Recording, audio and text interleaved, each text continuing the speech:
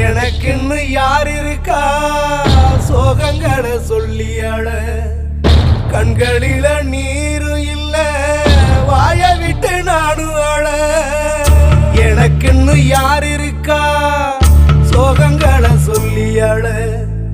கண்களில நீரும் இல்ல